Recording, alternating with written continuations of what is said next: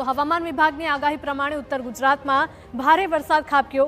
બનાસકાંઠામાં ભારે વરસાદથી જળબંબાકારની સ્થિતિ છે। લાખણીમાં ખેતીને ભારે નુકસાન પહોંચ્યું છે।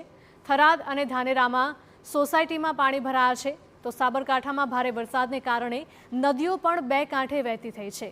સાબરમતી નદીની નદીઓ જળ સપાટીમાં વધારો થયો છે અને આ સહિતની અનેક નદીઓમાં ધસમસતા પાણીનો પ્રવાહ હજુ પણ વહી રહ્યો છે। બીજી તરફ મહેસાણામાં ભારે વરસાદને પગલે યાત્રાધામ બહુચરાજીમાં વરસાદને લઈને યાત્રિકો મુશ્કેલીમાં મુકાયા હતા।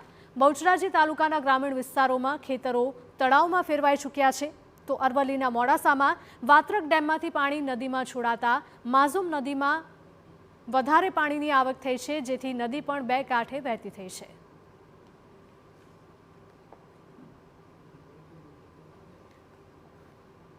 બનાસકાંઠાની વાત કરીએ। બનાસકાંઠા જિલ્લામાં સાર્વત્રિક વરસાદી માહોલ છે। લાખણી, થરાદ, વાવ, સુઈગામ સહિતના વિસ્તારોમાં મેઘમહેર જોવા મળી રહી છે। નડાબેટના રણ વિસ્તારના જેટલા પણ વિસ્તારો છે ત્યાં વરસાદી પાણી ભરાયા છે। લાખણી તાલુકામાં 4 ઇંચથી વધુ વરસાદે તારાજી સર્જી છે। ભારે પવન સાથે વરસાદથી ખેતીને પણ નુકસાન થયું છે। બાજરી અને જુવારનો ઊભો પાક ધરાશાયી થઈ ગયો છે। કોટડા, કુડા અને વાસણ સહિતના વિસ્તારોમાં નુકસાન થયું છે।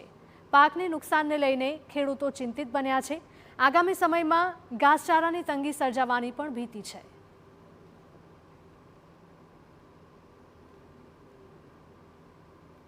આ વધારે વરસાદને પવનને લીધે બાજરીના પાકને નુકસાન છે અને આવો જ જો વરસાદ વધુ ચાલુ રહેશે તો બાજરીનો પાક સડી પણ શકે છે।